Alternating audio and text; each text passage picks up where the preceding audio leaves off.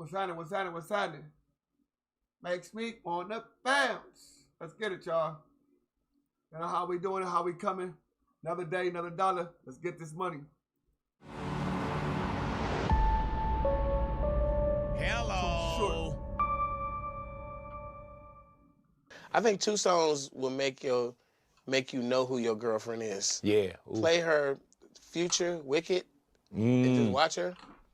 And put on Shake That Monkey and see what she do. Just put it on, just watch her.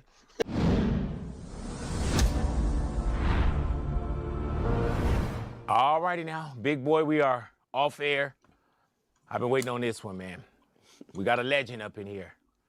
And Too Short is here as well. Now, what up, Show? How you feeling, my brother?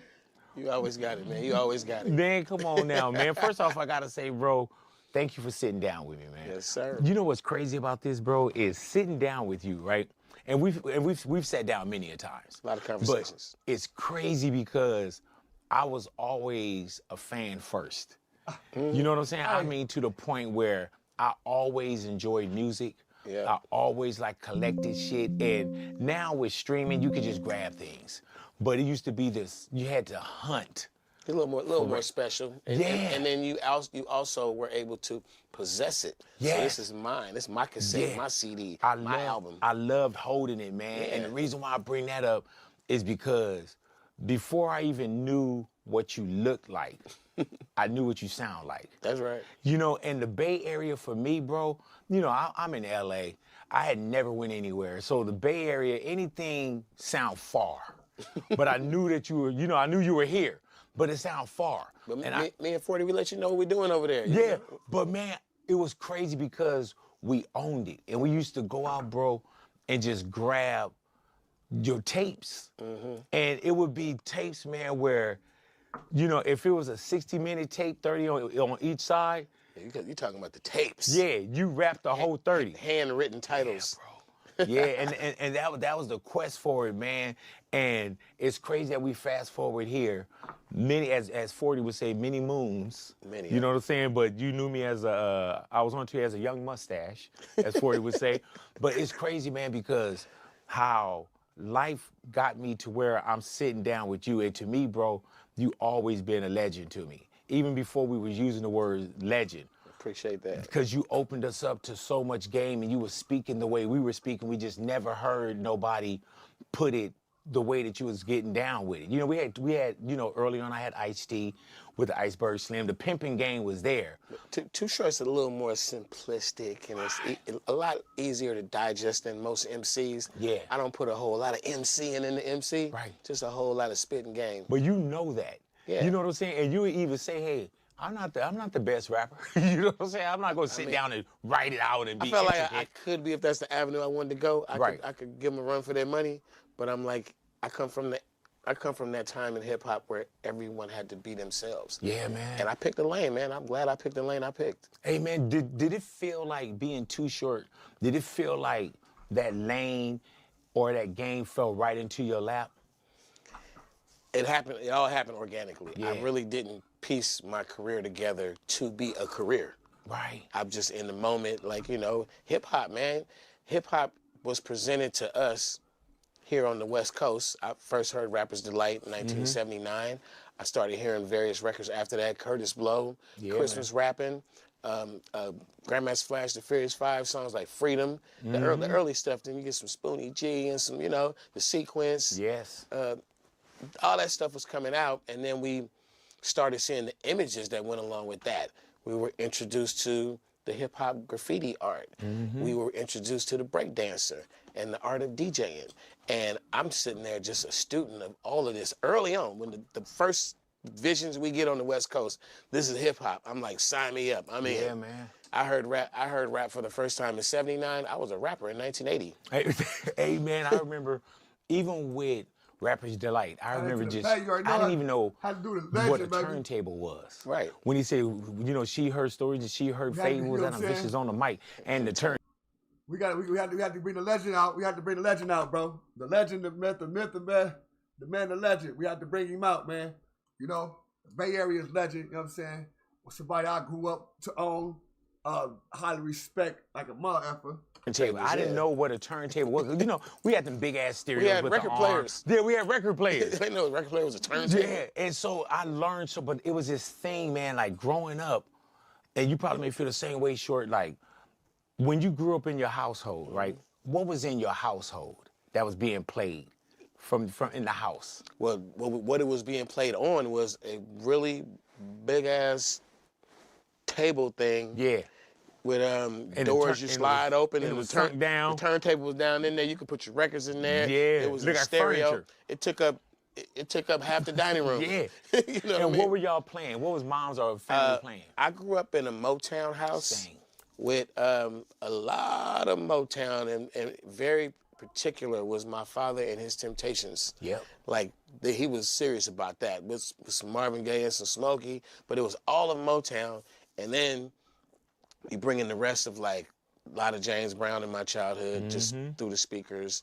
You know, I had an auntie who we used to, fortunately for us, we could sneak and look at her Funkadelic records, yeah, man. Parliament records and stuff. And I also grew up in a house where if you got home from school early enough, you probably could listen to a Richard Pryor record with no parental supervision. And see, man, and I was the same.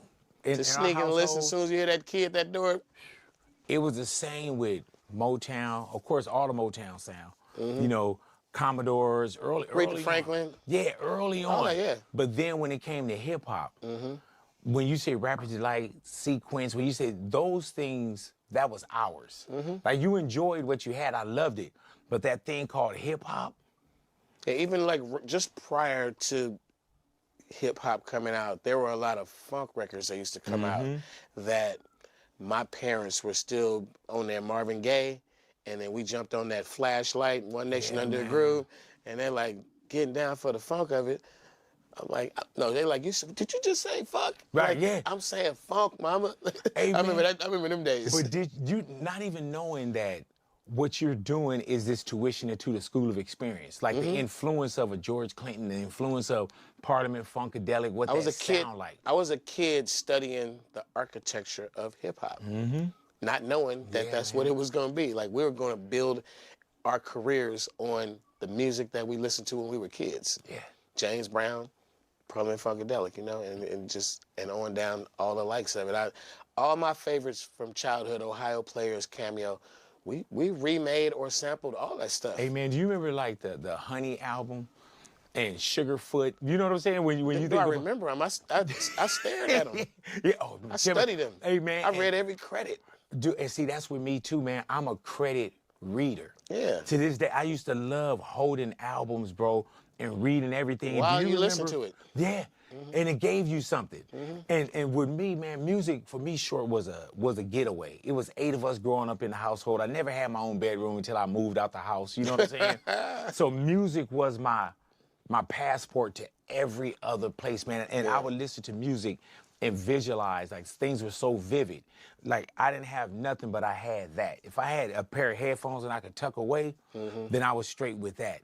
But music had always been my go-to. I have pictures of myself as a kid, probably 8, 9 years old, and I'm laying on the floor, headphones on, connected to the house, the family stereo system.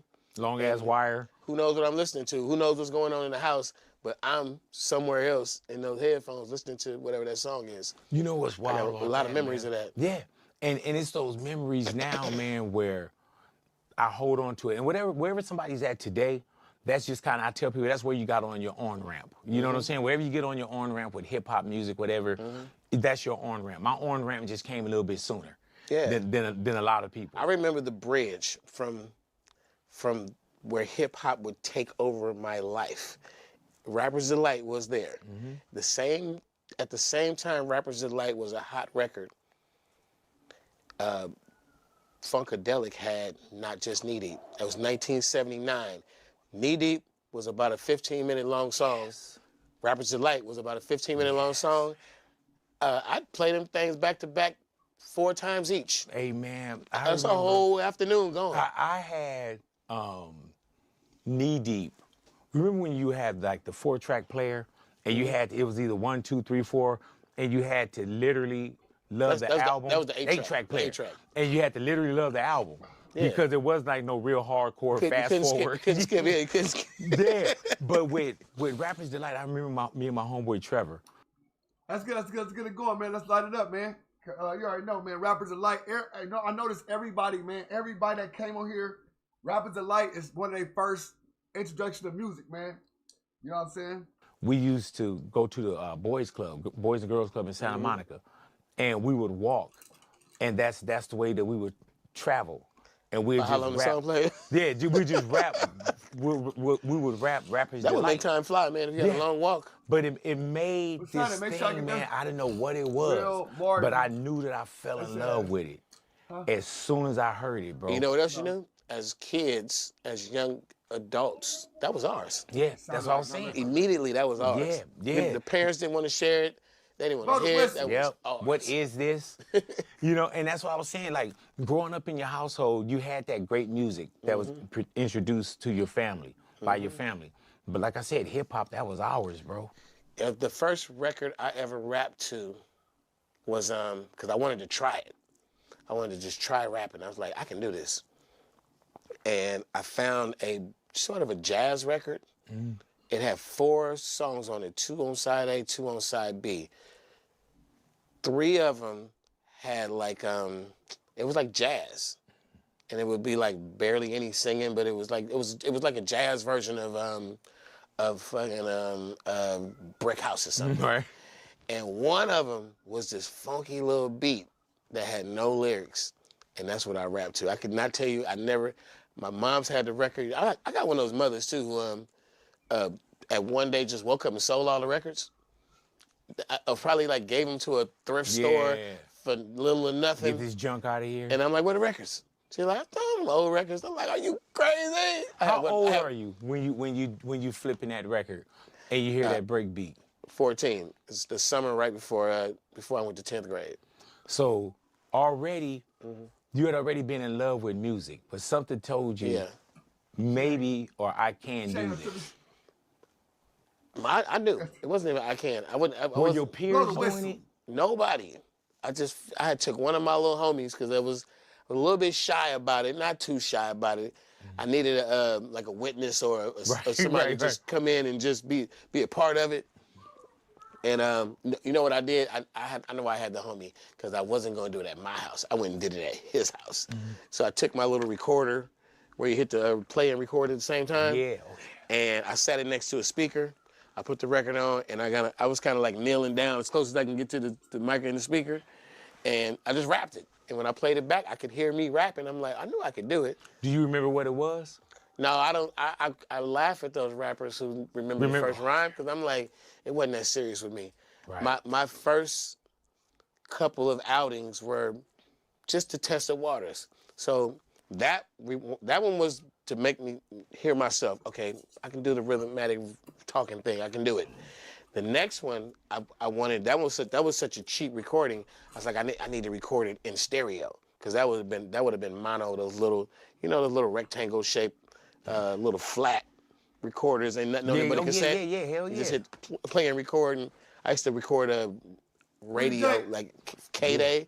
I know. I lived in LA for a while, K-Day. And we had KPO up in the Bay. We had 1580 K-Day. Yeah, K-Day played hip-hop. Oh, yeah. Like day one.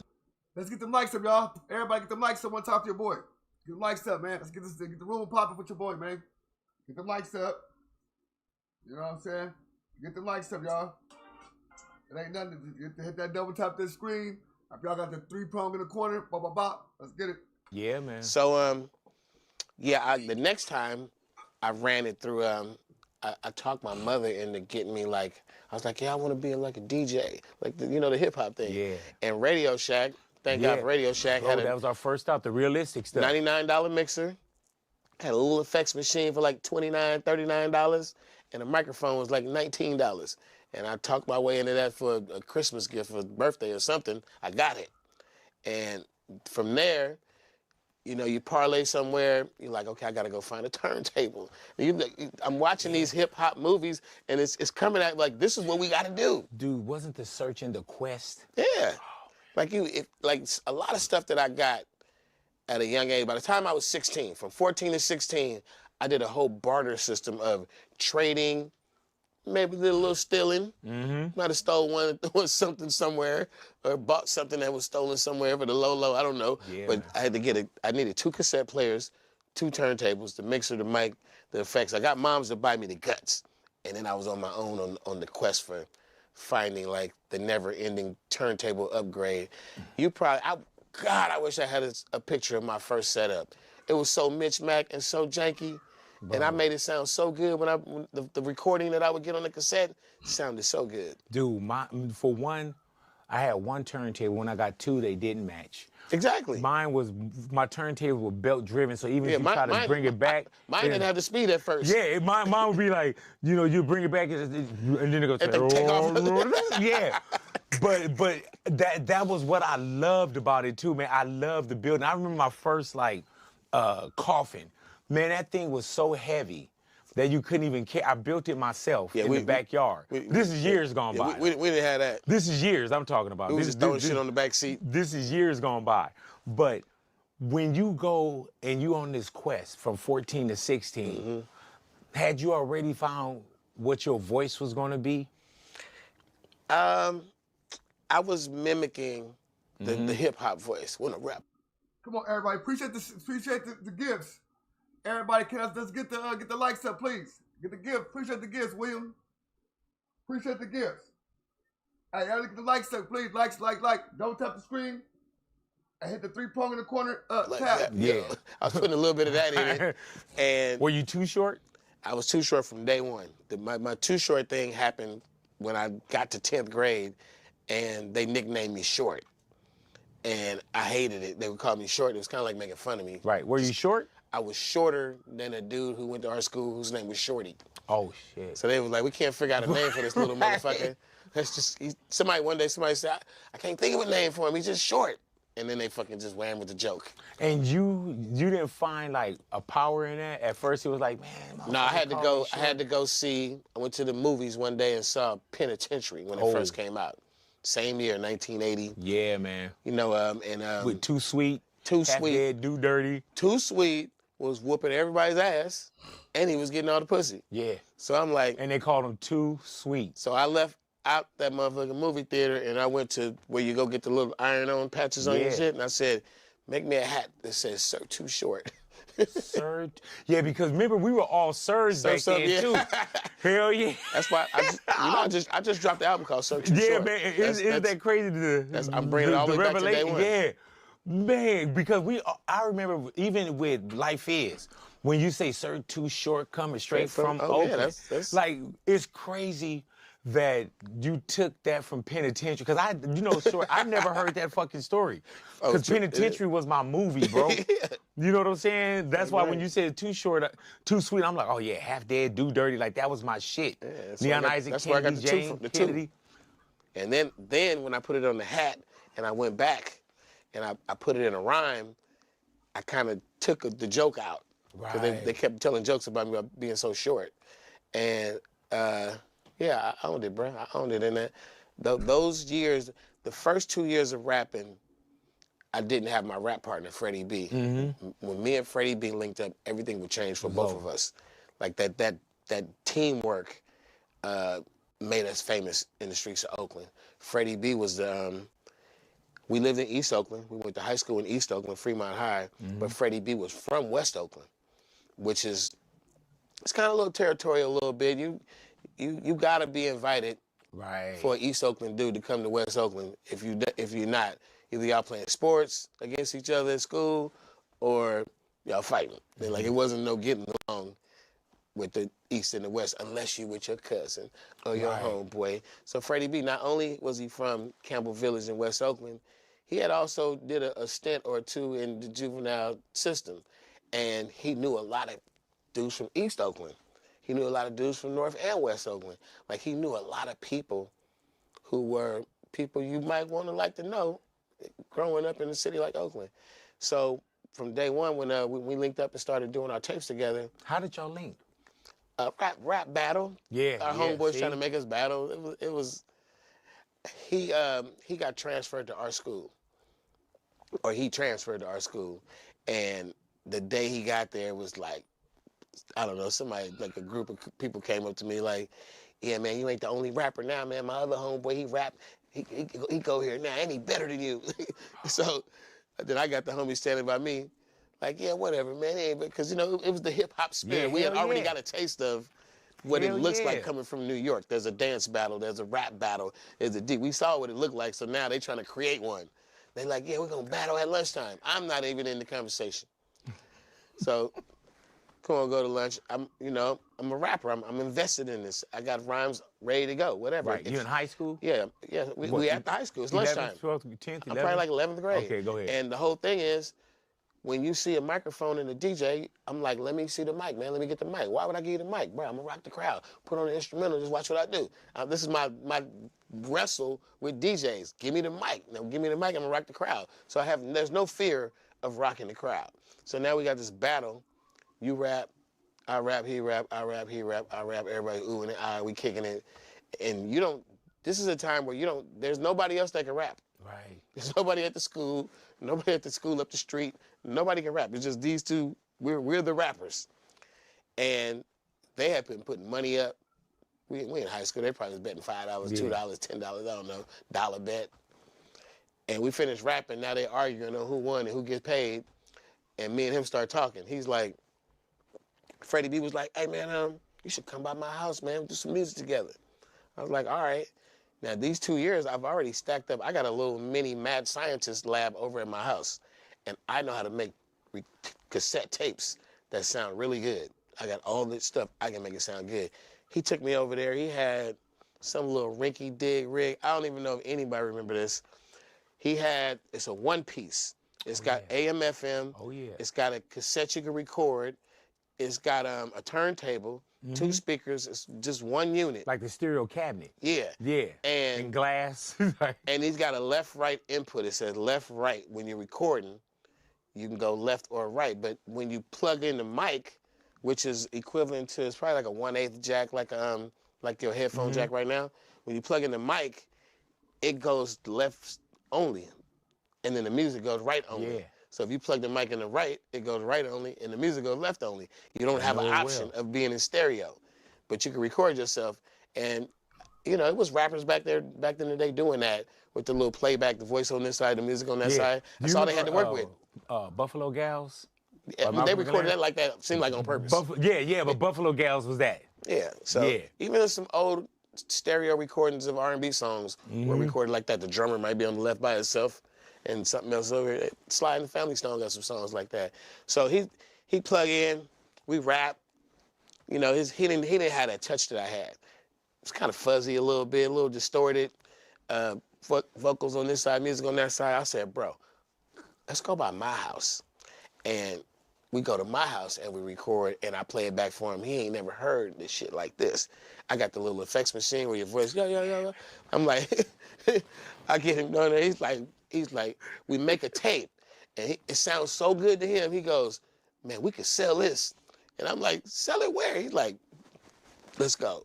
We go over to where some drug dealers were, and they had a little fancy car. They in motion at the moment, taking turns selling dope.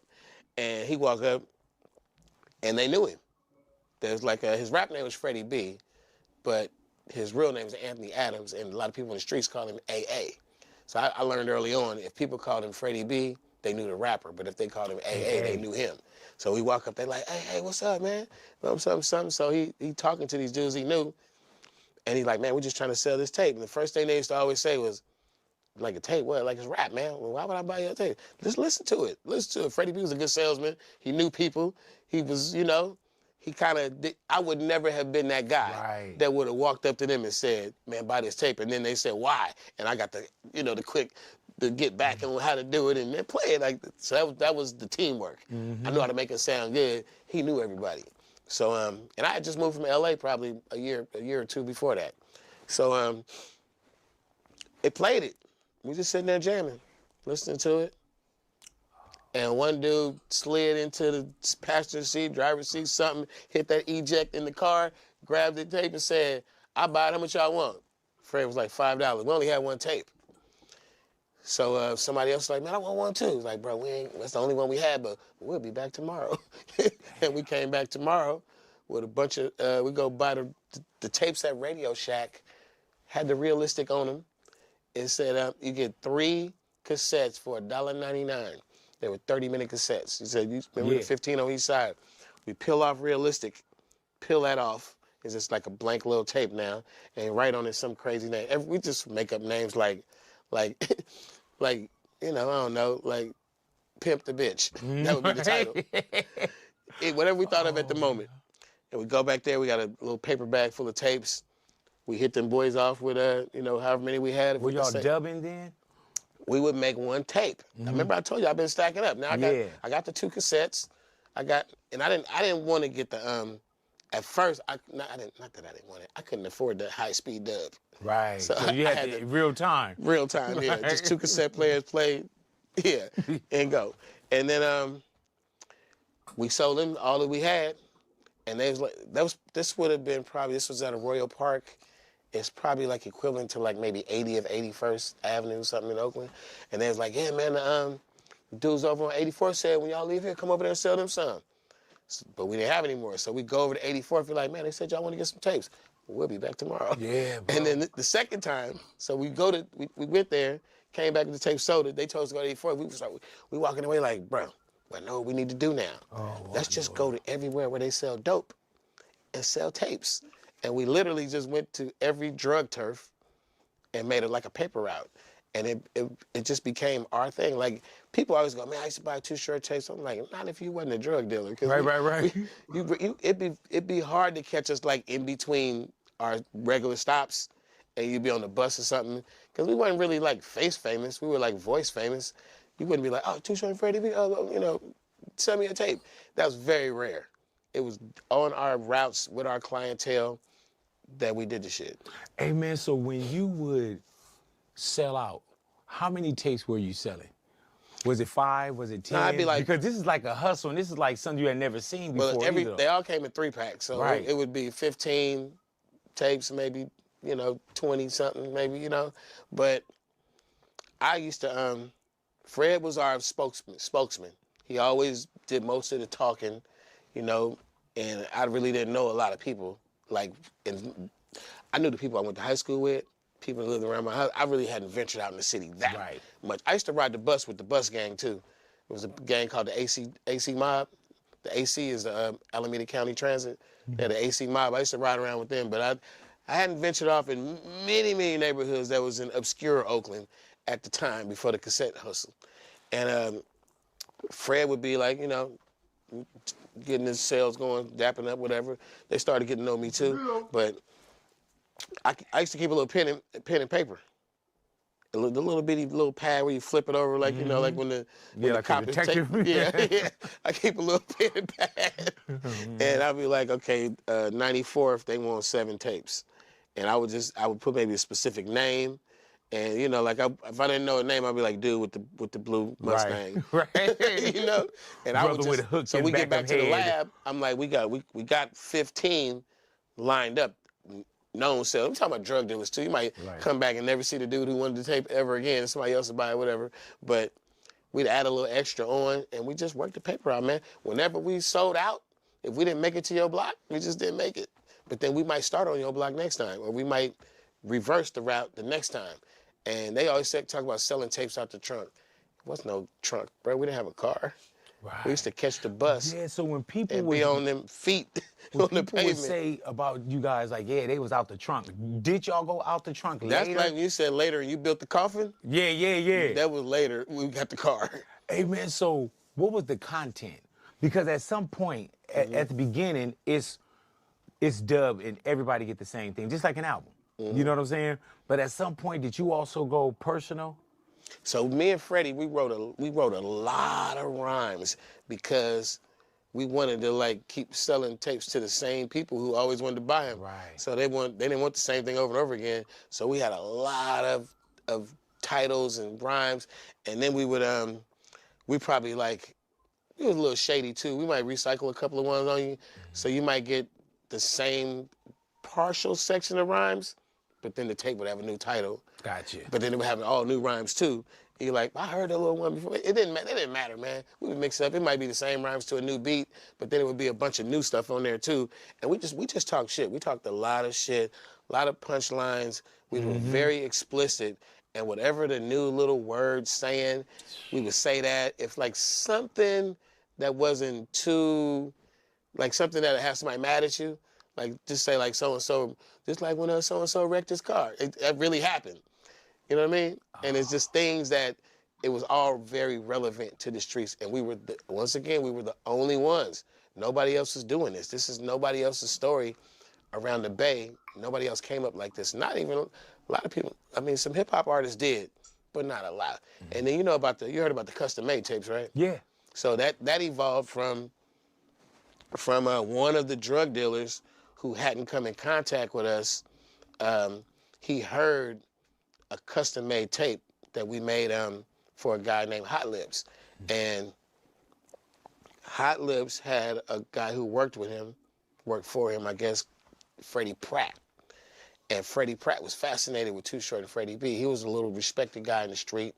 And he pulled up on us. He's like, man, I rap too. And he took us to his rap world. And his rap world just happened to be at Hot Lips spot. So we like, a little nervous because we at the spot where, it's going down. And behind the trenches, like in it. And we used to be with Freddie Pratt, and Hot Lips would never really speak to us. He wouldn't really give us too much attention. Just, whatever. And we asked him if he wanted a tape. And he was like, man, I don't listen to that rap shit, man. And while he was ranting about not liking rap music, he said, his logic was like rappers rap about themselves. He's like, I don't know rap shit. Unless they talking about me. And he said that. And then me and Fred left. We was kind of shook up a little bit because we got denied giving the big boss a tape. He just shot us to the left. We like, well, shit, let's just go make a tape about him then. And we made one and handed it to him. And he never, he accepted it, but he never said he listened to it. So the other guy was rolling up on us one day, the guy we didn't know. He called himself King D, and he just rolled up beating on his chest, a little stocky motherfucker who was, I'll never forget, we were walking down 89th Avenue, and he's like, do you know where you at? We like, 89th. He's like, no, you on my block. I run this block. And he was like, if I don't get one of them tapes like y'all made Hot Lips, fucking y'all up. He like, don't come around my block, don't let me catch you. So it was like a bully tactic. And it was like, we walk away from him like, what we gonna do? She's like, I guess we gotta make this motherfucking tape. Shit, let's make him a tape. We make him a tape, we go back and find him, and when we hand him the tape, he gives us $20. We had never sold a tape for more than $5. Now we walking away, having another meeting, we need to go make some more of these $20 tapes. This is genius, sure. So King D, he's a loud guy. We ended up being really good friends later in life. He's very loud. I'm sure he took his tape and became our first marketer. Yeah. He was like, yeah. So I remember one day we were on a bus stop and a nice little fancy hood car pulled up. He said, hey, y'all Too Short and Freddie B? He's like, yeah, what's up? He's like, get in the car. And we like, damn. And it wasn't like getting in the front seat, like get in the back.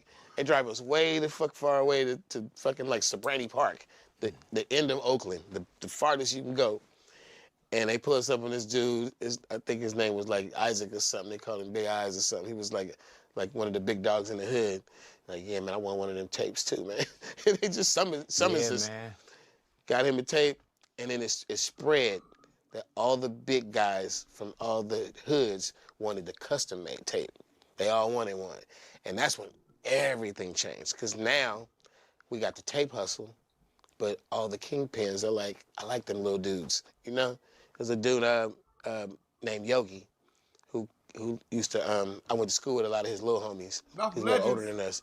And he was like, y'all get in the car ride with me. And Yogi rode us around to multiple neighborhoods. And he was like, hey, y'all, hey, this Too Short is Freddie B.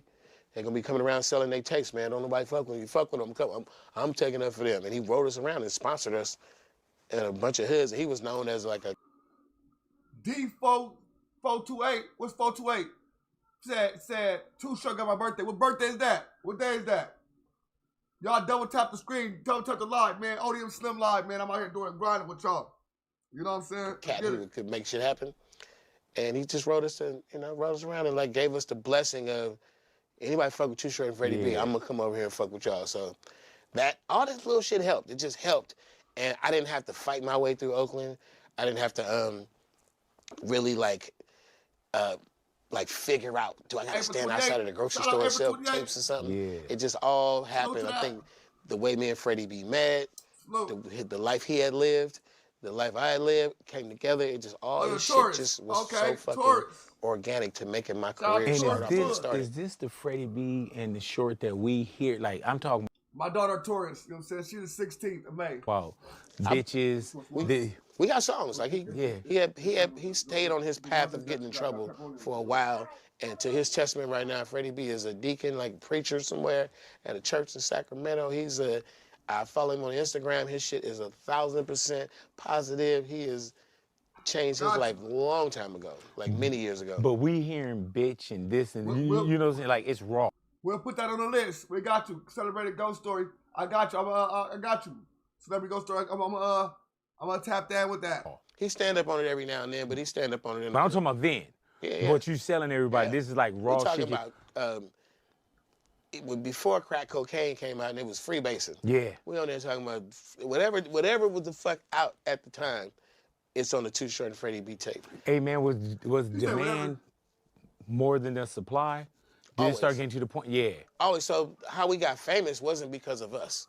It was because of the duplicators. Yeah, bro. And that's how I got it. Even because you know I'm not in Oakland. Even my little brother who never lived in Oakland, just grew up in LA, born and raised. He confessed to me later on in his 30s. He's like, man, I gotta tell you something. He's like, every tape you ever gave me when I was a kid, that was my job. He's like, I sold Too Short tapes in LA. Yeah, that's probably how we got him. Shit, you know. But you were born in LA, Short? I was born in LA. I went to Oakland. For sure. 40 on the list. 40, Dr. Dre. The next one is 40, Dr. Dre. And I got Exhibit. So, no, I think I got a couple people. I think like Exhibit 1 or 2, but yeah. I gotta look at the list, but I got y'all. 14. Damn, so that's a lot of LA as well, too, though. Where did you go to school at? You would think that, but what happened was I went to St. Francis Cabrini on Imperial in Normandy, which is a Catholic school in the hood. Gotcha. Shit, you said Imperial in Normandy, hell yeah. And then I went 1 year to Daniel Murphy, which is the school you would never think Too Short went to.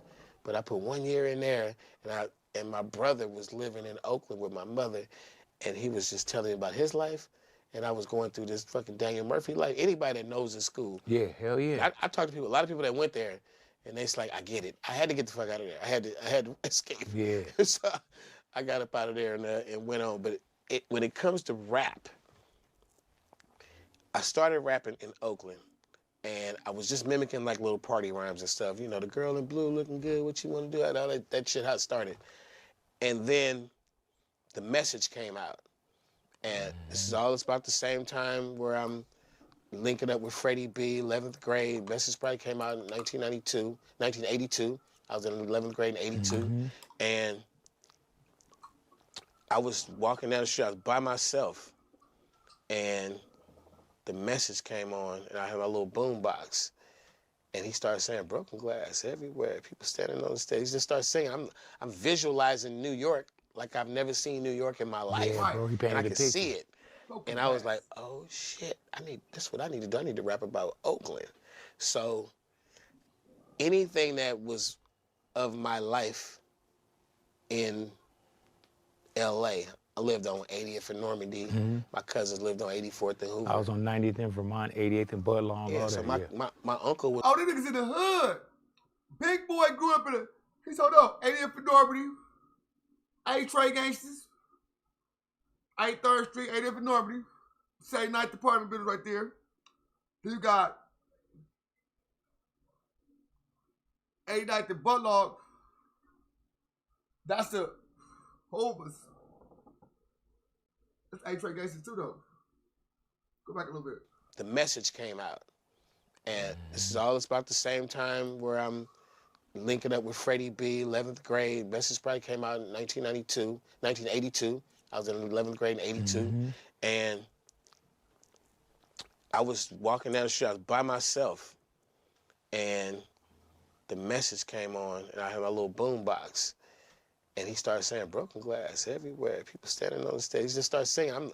I'm visualizing New York like I've never seen New York in my life. Yeah, bro, he painted and I a could picture. see it.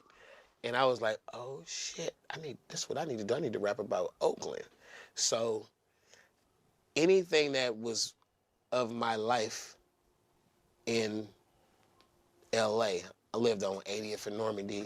My cousins lived on 84th and Hoover. I was on 90th in Vermont, 88th and Budlong. Yeah, all so that, my uncle was the manager of Thrifties on 87th and Vermont, wherever that Thrifties was. I mean, I was there. Like, that was my route, my whole neighborhood. I had cousins that lived on 106 in Normandy. I had cousins that lived in Compton. But it's crazy what you got away from and what you went to. It wasn't like you did some Fresh Prince of Bel-Air shit. No. It was just, it's completely different, though. Because when I moved to Oakland, LA was very much blue and red. And even before LA was super blue and red, it was still block for block. You on the wrong block, it's not good for you. And you know, the LA blocks can be long, too. Hell yeah. Like, you literally ride your nice bike on Vermont in 80-something, and you won't have it by the time you get to Hoover. You'd be walking in Hoover. What the fuck? Like, and it's just like that. Like, I had my bike stolen so many times in LA, man. At least 3 times. And it never did a kid steal my bike. Oh, yeah, see? Always grown people stealing bikes from little kids. This dude stole our bikes one day, man. We like, man, y'all niggas is grown, man. Y'all gonna take little kids' bike? Man, shut up, little punk. You're like, yeah.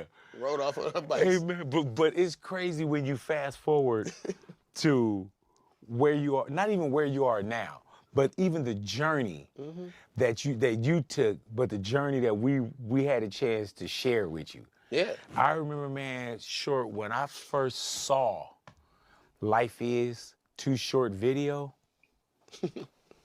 oh my, and you had to think, bro, like, you couldn't just go on YouTube and, you know, get things and rewind it and watch it over and over. Catch it. Yeah, and you had to make an appointment, you know, or you had to take it and, you know, record it on a VHS on your VCR or something like that. Type of stuff. When I saw that video, bro, that was another, not just listening to the cassette tapes. And with me, we were all in some other shit anyway. So whatever you heard that was like some hustling shit or whatever, you kind of gravitated towards that. You know, it's like Donald Goines writing about Detroit. Yeah. I kind of looked at Oakland always, in those early days when I was writing, I was always looking at it like a movie. Like, it was fascinating to me. Man. Like, just the way it moved, different than anything I ever seen in my life. Like, when you go see a blaxploitation movie, you come out the theater, you feeling like one of the characters or something. Man. You didn't see Pam Grier's titties, you feeling good, you know? And that's how I felt about Oakland. And when I heard the message and I started writing songs, I said, I'm gonna write my songs about Oakland. I was writing it from like a writer who's looking at something that is just awe-inspiring and you just want to describe it to the detail. So when you hear a song like Life Is Too Short and you look at the video, everything I'm doing is like, I'm just loving Oakland. You know what I mean? And I think that if you're somewhere born and raised and you kind of love it, you still kind of take it for granted a little bit. Right. Like, you may love LA as a songwriter in a way that it's a prideful thing.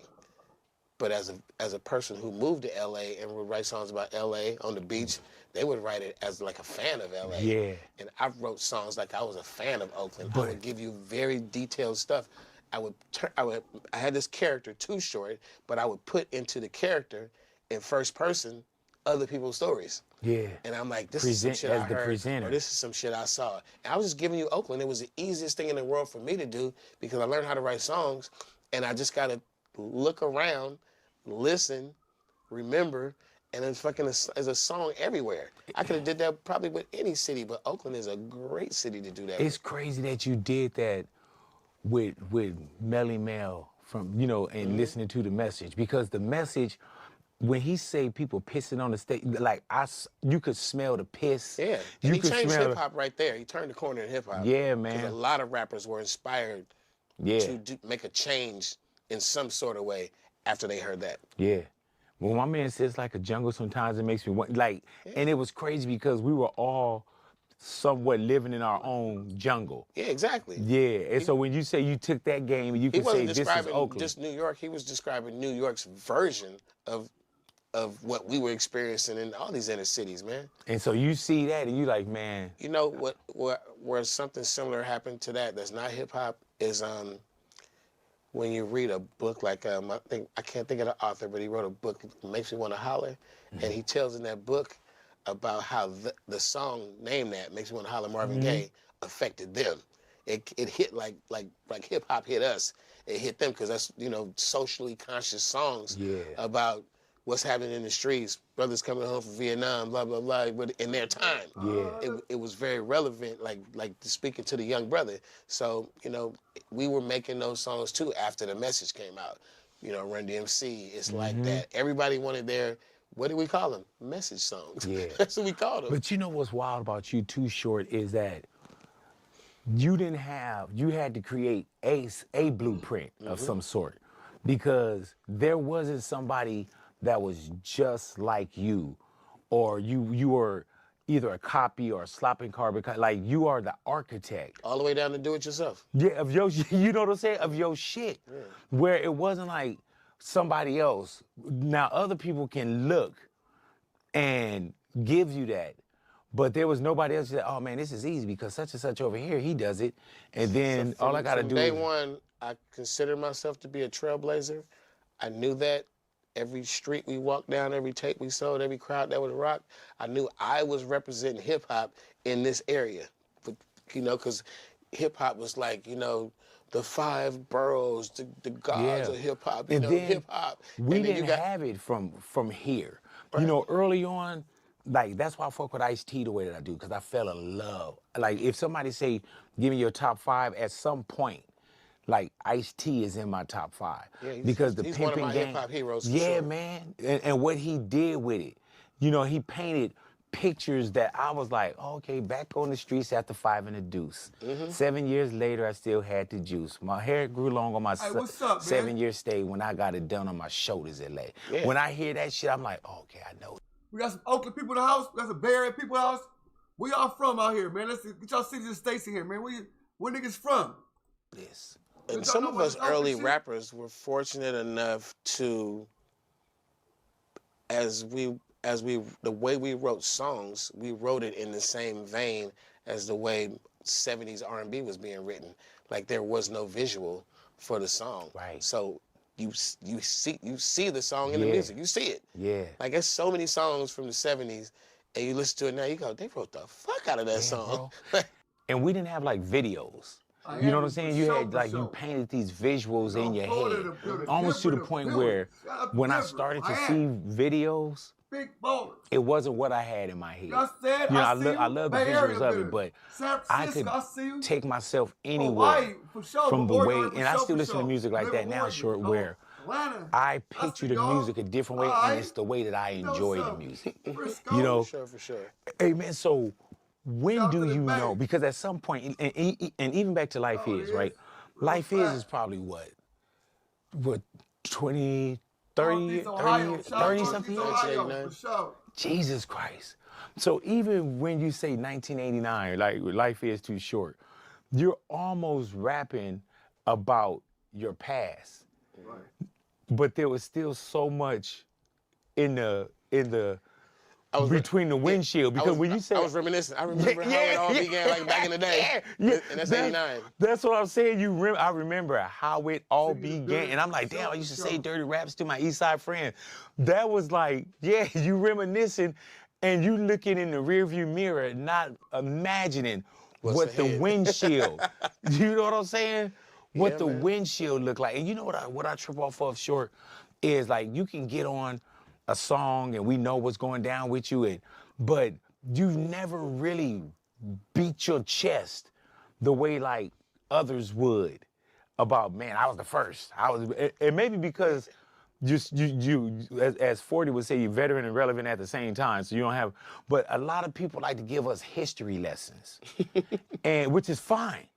But you didn't give us, like, even sitting here talking with you, I knew the tapes, I knew this, I knew that, but I didn't know, you notice a little bit, but you don't know the real feet to the concrete type of shit. I think that You don't know the real by people. not screaming it out loud constantly makes it more valuable. I think that it will be discovered when it needs to be discovered, and I think that the list of what I'm accomplishing is still being added to. So I'm not going to have any kind of finality in my voice about, you know what I did? Right. Because it's past tense.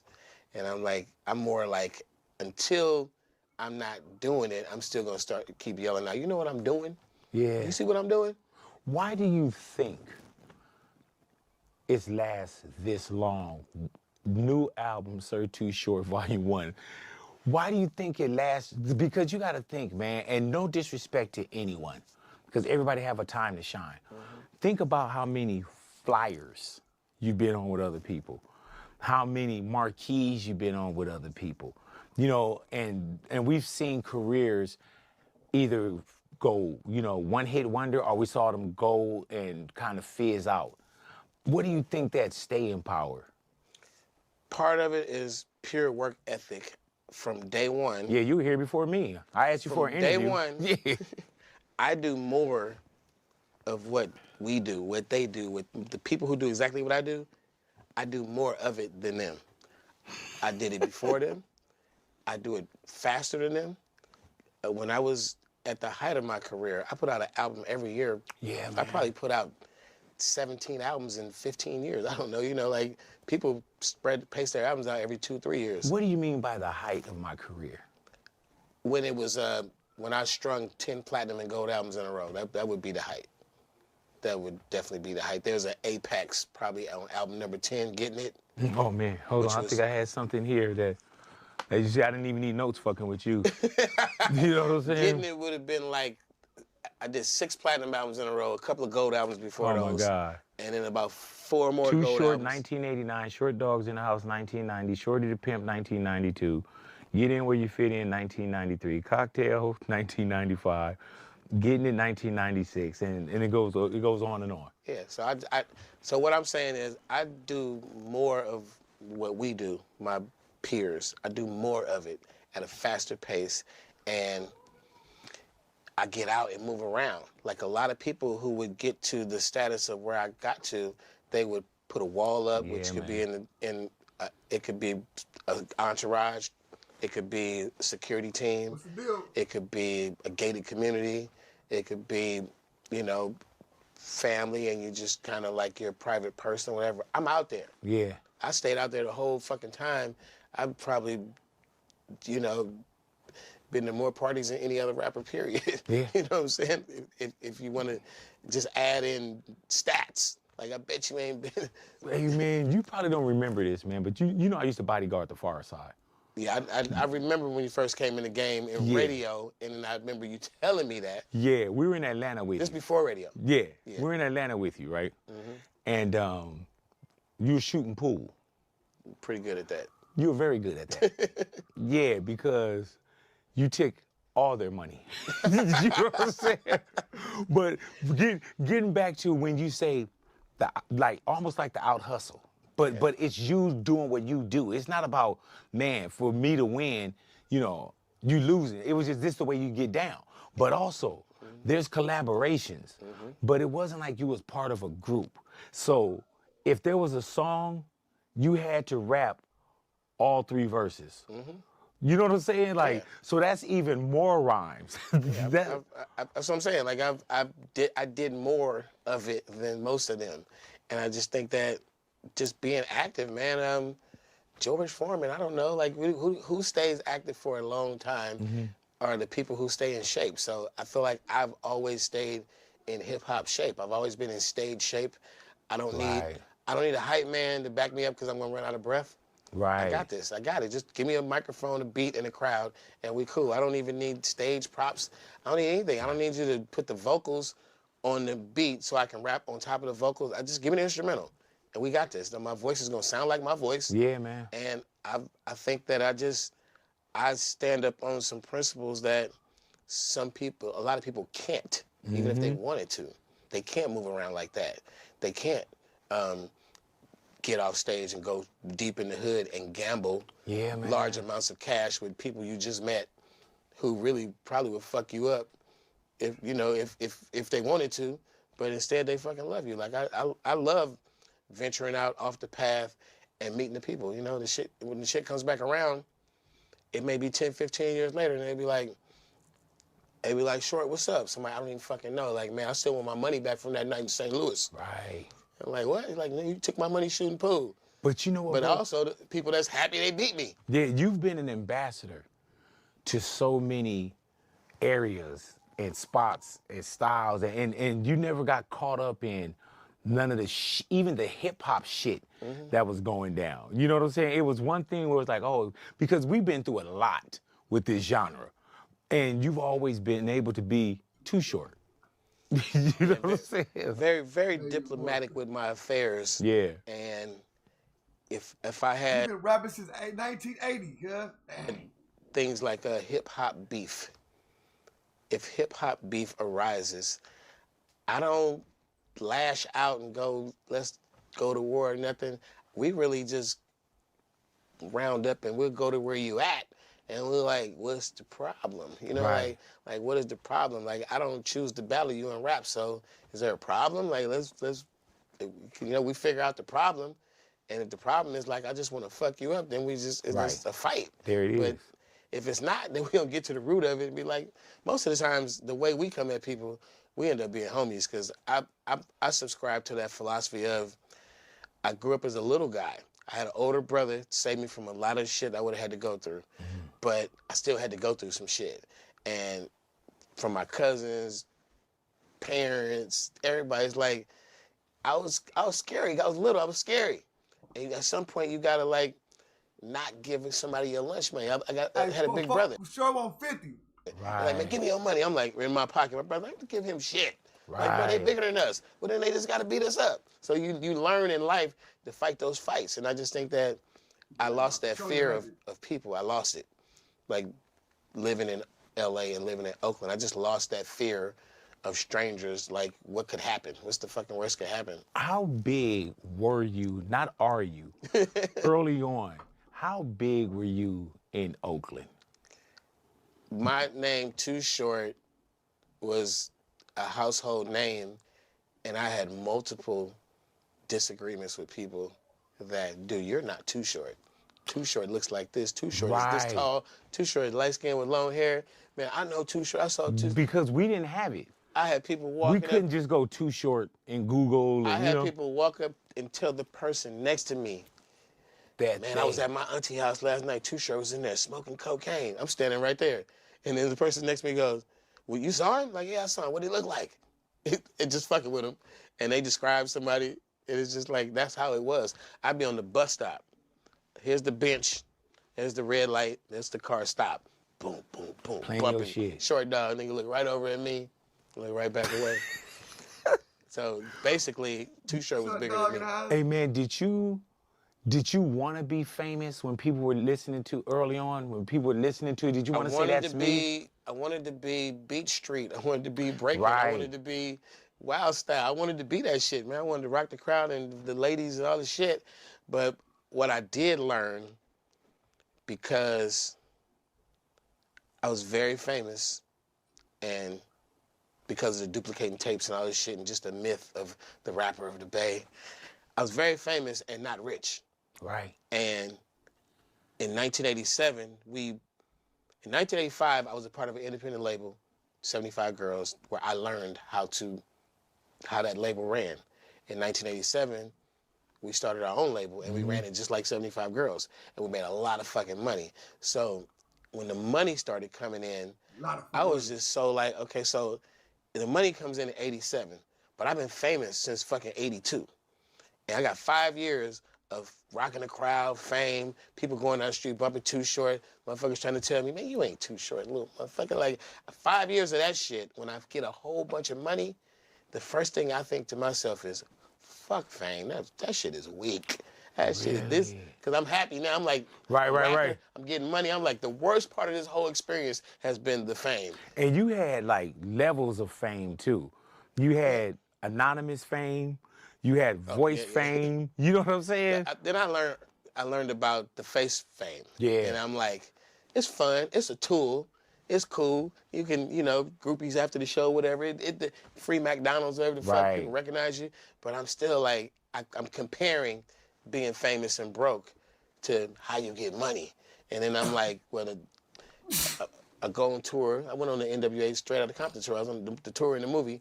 I'm on that tour. Eazy-E called me and was like, I had Freaky Tales out. He had Boys in the Hood out. He's like, want to go on tour? Fuck yeah, let's go. And I learned to use that fame as one of my pimping tools, but I never respected it. I never thought that that's what I wanted. And I don't mind if you're a fame whore, but I can see it. I'm like, you're in it for the wrong reasons. Like some people get in this game talking about I want to be rich. That could be the right reason. Did you know what you wanted to be early on? I wanted to rock the crowd. Yeah, see, it wasn't about other things at first, man. It's I wanted to rock the crowd, and like maybe if you want to put some sprinkles on it, like play my song on the radio, it's cool. That's cool. But I wasn't. How much of a gift is something like Freaky Tales though, early on? I'm talking about females. You ain't got to talk, if they know who you are, because we had Freaky Tales that to this day, no matter what your catalog look like, every hit, platinum, everything, there's so many people that still go back to, like, you can't get away from Freaky Tales. Well, that's the songs that you make when you're in your element, but you're still like not successful. Those are the pure songs. Those are, Eric B. and Rakim's first album, Public Enemy's first album. You listening and you like, that's all Public Enemy. Yeah. But that's the broke Public Enemy. I like what y'all was doing with Public Enemy. And you can hear the struggle. What's that? My '98 Oldsmobile. Yeah, man. I listened to that album and I'm like, that's my favorite Public Enemy my album. '98, yeah. That's not their biggest records. But that's my favorite version of them. A lot of people's favorite version of Too Short is Born to Mac. That's the part where I'm finally leaving the broke struggle behind, and it's all player. This ushers in, you really are a player. You really are. Listen to that title, though, bro. Born to Mac. How genius when we listen to that now. And we could say, the Mac and, things like we grew up on some of that stuff. But when you say back then, Born to Mac. I was born to be a pimp. Born to Mac. There's a visual you can get of what that looks like. You go watch Rudy Ray Moore, Dolomite. Yeah. Go watch Petey Wheatstraw. Yeah. And watch when he's born. Yeah. That is the visual of Born to Mac. Born to Mac. Can you think of that scene? Yes. When he comes out slapping the doctor and all that shit. But how genius does that sound? Did you know then that did that strike you when you said Born to Mac? The word Mac is very important to the Oakland streets, the pimp culture as well as away from the pimp culture.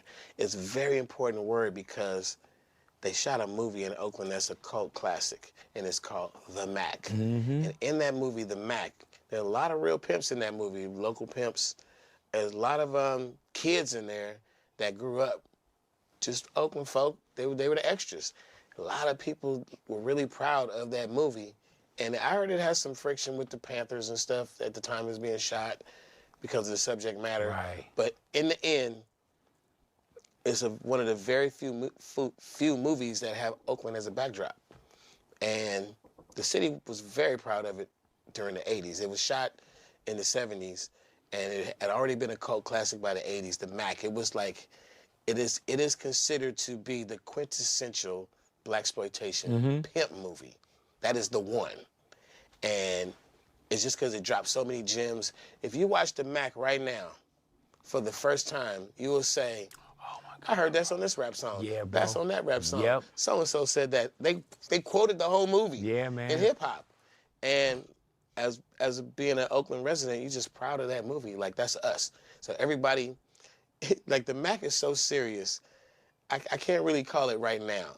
But when I first got to Oakland, it was like little dudes be like 5th grade, and like 4th grade, and like, I'm a pimp. Like, Yeah. nigga, you ain't no pimp. Like, nigga, when I get to school, the girls give me all their milks and they peeps. Yeah. it was just a spirit. How close were you to the game, Short? You know when you say Born to Mac, the pimp game, shit just it falls into your lap. Had you ever been hands-on in the pimp game? Well, I would not pimp any hoes. Right. With my career. That'd be like a Right. self-confession, like human trafficking. Like, Right, yeah. Oh, yeah. Okay. It wouldn't be I very shouldn't even ask logical. no shit like that. Yeah, it wouldn't be logical. And then hoes don't make as much money as I do, so it would be a risk that I wouldn't be willing to take. But as a youngster, growing up in Oakland, one of our favorite pastimes, I don't know what you would call it back then, but when I think back on it, I just say we used to go watch pimping. Yeah. We used to watch it like it was a show. So pimping and hoeing has its... So Too Short ain't never sent a bitch, but he can tell you how that pimping like. sections where it's prominent. And it goes down in broad daylight all through the night.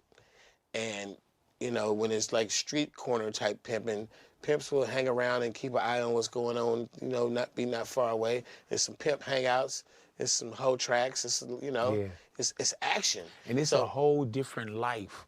We would, that's serious. That people we would day or learn. night, day or night. Like people would look at certain shit and it's like, man, they really would put their eyes down there. Like it's a real thing. Yeah. That people didn't understand, and it's real when you say the Mac, and if people listen to that was like so much was taken from that. Yeah. So much was learned from that. And it's also if you get off the cameras and shit and you just go look at it, it looks like a movie. It's the same stories, it's the same action. And I studied it, bro. I just really, I was fascinated with pimping and hoeing, the pimp and hoe culture before crack cocaine. Because we look back on it for a long time now. We had this image of this crackhead pimp and this crackhead hoe. And before crack, them motherfuckers was like fashion shows.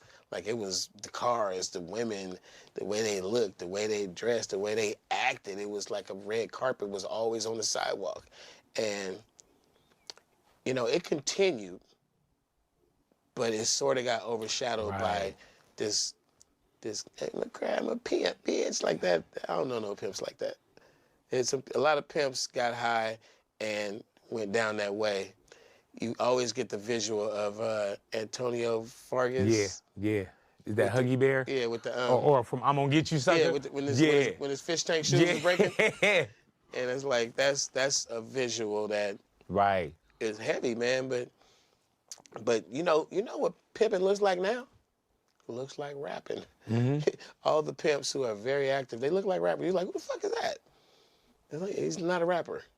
He is a. He's a full-fledged in the game, pulling up in the fucking, you're like, oh, that black guy with the chains, he's one of those rap guys. Like, nah. Not him. But it's there, man. It's big money, too. You know, man, how not accepted were you in certain places of hip-hop? Well, because I've seen it just from the West Coast. With from LA, get that rap shit out of here. The hip hop guard, very early on, dubbed me a whack rapper, and that was because of the cadence, the vocabulary, and what we were being told what the best MC was. And the best MC. Do we say the person or was it a person? I'm saying the hip hop guard, just period. The media. Gotcha. The shit that made West Side Connection born. Gotcha. That birthed West Side Connection was the hip hop guard that was sitting there making up the rules, the source with his ratings of your albums, the critics from all the little hip hop mags that were out in the 80s and the early 90s, and just how they worded it when they reviewed West Coast artists. And you know, they would praise a project like Straight Outta Compton, but then the album I dropped that year, Life Is Too Short, which sold 2 million albums, probably got a review saying mediocre rhymes, mediocre beats, not really, you know, up to par. And at the same time, Do you pay attention to if that? you go back and read every review that they fucking ranted over in fucking 1989, who they said was the ultimate shit, was probably people who had a smidgen of my career or a smidgen of my hits. And it's just, it was feel, man. It's like. But you know what, Short? Like now with the device, everybody's a critic. Everybody's a critic. Well, But yeah. the Source and 5 mics, that meant something. Mm-hmm. Rolling Stone meant something, you know. So when you are hearing mediocre rhymes, mediocre beats, whatever it is, you know, small-minded, like, did that affect you, or you knew that you? No, because I was always a baller. Right. So you can't really, like Drake can't really lose to Kendrick because he's such a fucking baller. But I remember one, and I'm having fun in my songs and shit. Something I mentioned in a song, I can't really quote the song, but it's something I mentioned where I'm the Energizer Bunny of rap, just because I keep going on and on. You know, I keep poking at him. Yeah, yeah. When I come back and go, I go on and on. It's me just remembering when they jabbed me. They had a section in the Source, and it was one quotable, and the section was called "Nigga Please." I remember that. And they quoted me saying, "I'm the hip hop Energizer Bunny," and I remember laughing, going, "Well, shit, I've been rapping longer and more than most of y'all. It is sort of, you know, the Energizer Bunny, the battery never dies. You just keep going." I wasn't saying that I rap longer or whatever. I just was saying I'm never gonna stop. That was my reference. But they took it like, "Nigga, please," and I'm like, I'm always gonna refer back to that in my song. So even when in Blow the Whistle, I go on and on. I'm still jabbing at whoever wrote that day. Right. At the Source. I never forgot you, motherfucker. Are they now? But you know what's wild about that, man? When you say I go on, and we think about Blow the Whistle, right? Blow the Whistle probably came 19 years ago. It'll be 20-year anniversary next year. But you was already 20 years. I was 40 years old. I was 20 years into my career. I was multiple platinums and gold. Say that. I had already had signature songs, The Ghetto, Freaky Tales, Like This, bro. Getting It. It was done. Hey, man, you know how, like, The Ghetto's my shit, right? But you know what else is my shit? What's that? Is Life in the Ghetto. Which one? In the Ghetto. You think life is hard. Food stamps. Oh, that's right. Money in the Ghetto. Money in the Ghetto. Money in the Ghetto. Money in the Ghetto. Yeah. And I did that beat before Puffy and Mace. Yeah, man. Dun, dun, dun, dun, dun. Yeah. Hey, man, so, yeah, when you think about Blow the Whistle, like we said, that's 20 years into your career. So much into your rearview mirror. 20 years of my career, 20 years ago. Yeah. And so we're celebrating Blow the Whistle. Is it 20 next year? 20 years since the release When date. you do something like Blow the Whistle, already hits and accolades.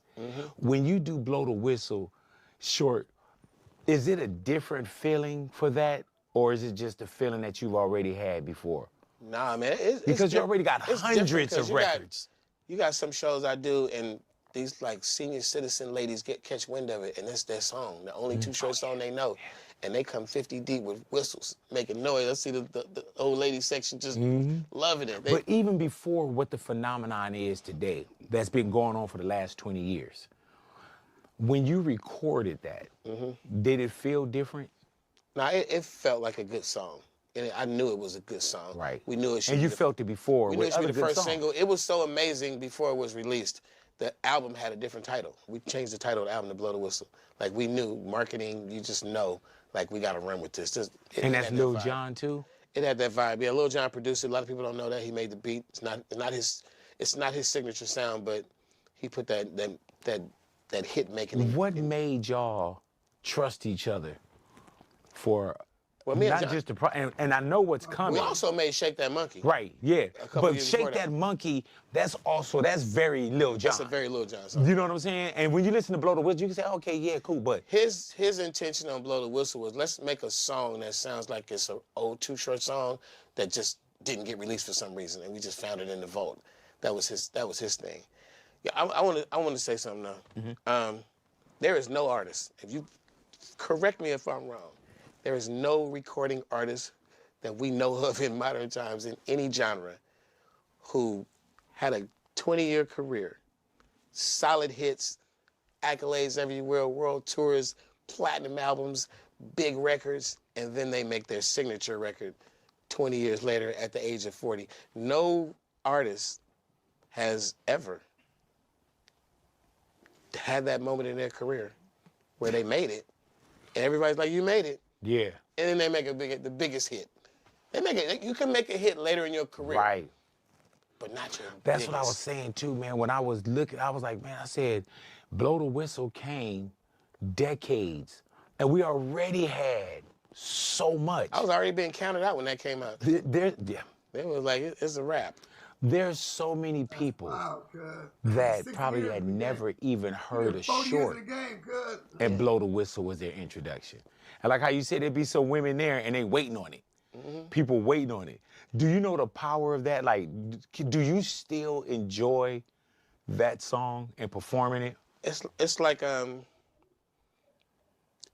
your favorite child that you really don't want to, you know, all my songs are my kids. And like you really don't want to tell your other kids that I have a favorite. That's my favorite kid by far. And do you know when you're about to go? Because I've seen you open shows with it, and I've seen you close shows with it. Yeah, I mostly do it really early in the show because I subscribe to the reverse lineup playlist from early on. Early on, I just watch everybody. I watch what they do. Everybody does the same thing. You come out with I'm on the stage, I'm gonna build it up, and then get to my biggest song at the end, and I love y'all. I'm like, no, guess what all of them do? I'm always gonna sing my best record first, second best second, third best third, and then we'll mix it up a little bit after that. So I'm coming out. As soon as I come out on stage, I'm singing my best 3 songs, and then I'm doing the show. And I did that because that's when the crowd is the most hyped. Yeah, man, to see you. So I'd rather, if everybody else is gonna build up to a big crescendo, I'm gonna do the opposite. I'm just gonna work it down. Like I'm gonna start you off high as fuck, keep it up there, and then we just gonna relax and ride it out with some good songs. And it works for me. Do you know how many songs is in your catalog? Shit. Exactly. I have no idea. I don't know how many features I've done. I think I made maybe 21, 22 albums. I lost count on albums. Yeah. I don't know. Because even when you try to do the math. I damn sure don't know how many songs. When you try to do the math on Blow the Whistle, that math is fucked up now, too. My shit is so out there that I have a non-stop, ongoing gathering of Too Short, who sampled this, who used that, you know, the publishing issues. Right. What song am I on? What's my percentage? It goes forever and ever and ever.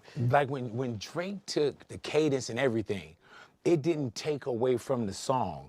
You know, sometimes somebody will take something and it becomes so powerful that it's like we don't remember, he did it just like that, or he did it. Right. It was like, it was still Drake did it, but it was still. Blow the Whistle is outlasting all the Blow the Whistle remakes. Yeah, man.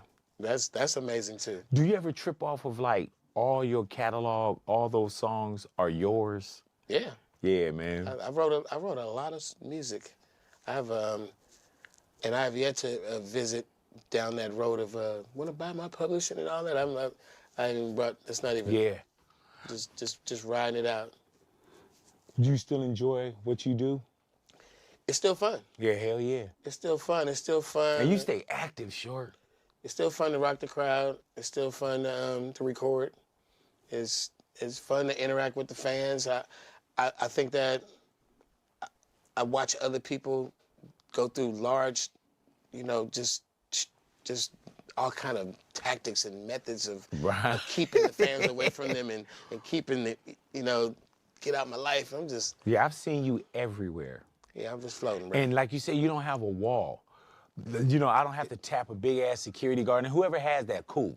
But I never had to tap a security guard and be like, hey, can you Is it cool to holler at Short? Yeah. But I think that becomes your security. Because you know who told me the craziest story? Steve Lacy has a brother. What's his brother's name? He has a brother who's with him in his crew. And he's like, he told me this story a couple of times. He's like, they were somewhere that I was at.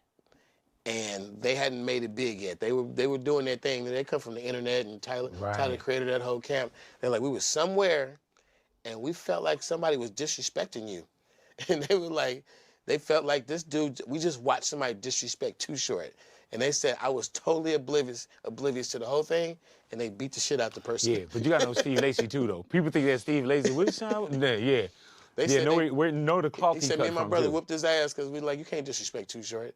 And I suspect that's happened a few times in my life. Man. Unbeknownst to me, somebody who disrespected the OG. Because if I'm somewhere and you disrespect OG. George Clinton, James Brown's still alive, we see you disrespecting James Brown, we're fucking you up. Does it feel like the game is a little goofy though now too though?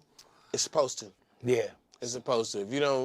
If your kids don't think you goofy and you don't think they goofy, something ain't right. Gotcha. And it's funny that us as adults, we look at them and go, look at these little funny motherfuckers. But that's what our parents in their generation said about us. When we came out looking like hip hoppers, they're like, y'all look ridiculous.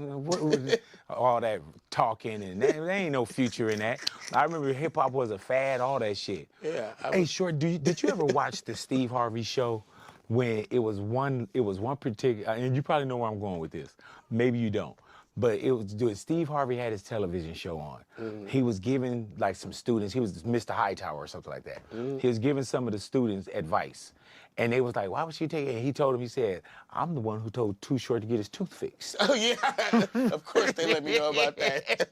Hey, man, but early Too Short. Pop culture, man, pop culture. Yes. It ain't easy to find your way into popular culture. Hey, man, but early Too Short, bro. Yeah. Do you ever look back sometimes and look at, because now everybody got their teeth done. Everybody, you know. That's a hell of a feat, man. I got my grill fixed right after I made my 5th platinum album. Yeah. Now, that to me, I'm just saying, that's how strong the game is. That you can step into the game and they like, this little ugly motherfucker can't rap. Right. And you fucking hit him with 5 platinum albums in a row, little ugly motherfucker. And these are real platinums. And then, yeah, there's a sales. People, 1 million people went out and walked in the store and said, let me get a copy of that. And it was bigger than that, man. It was bigger. My homeboy, my girlfriend came to me, she said, your homeboy asked me, why would you fuck with him? And look at his teeth. And she was just like, I like him. I don't like his teeth. You know what I mean? Right. And I was just that kind of person, bro. I was really that kind of person where it never affected my self-esteem. It never affected my career. I didn't have to hide it. I wasn't ashamed of it. And I only got it fixed because of technology. Right. I only didn't get it fixed because of what was available to you at the time. Available at the time would have been, you probably would have had to do some serious wiring up, some serious career pause, get it right, take relearn 3 years. And I'm like, jaw wiring and I'm like, these T's and P's and S's is sounding cool on wax. Yeah. And there's money coming in. Bruh, you know what else really helped me? Humor.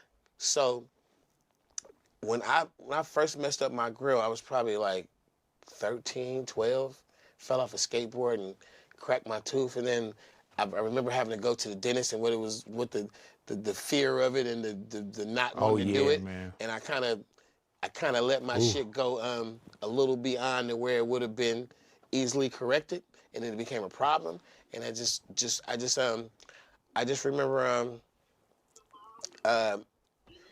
the fear of the years, not even pain, the years of what it would take to correct it. And I wanted to be a fucking rapper. And I'm like, I'm not doing that shit. And I actually thought it made me look tougher and grimier and think twice before you fuck with the little nigga with the fucked up grill. You know what I mean? Like, it was something that I empowered, bro. Sure, where's all the, like, dookie rope chains and the convertible car?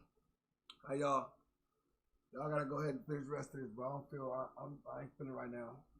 You know what I'm saying? I ain't feeling right now. I ain't gonna lie, I need to get some air. I need to go sit down somewhere. Appreciate everybody pulling up. Too Short. See y'all tomorrow, man.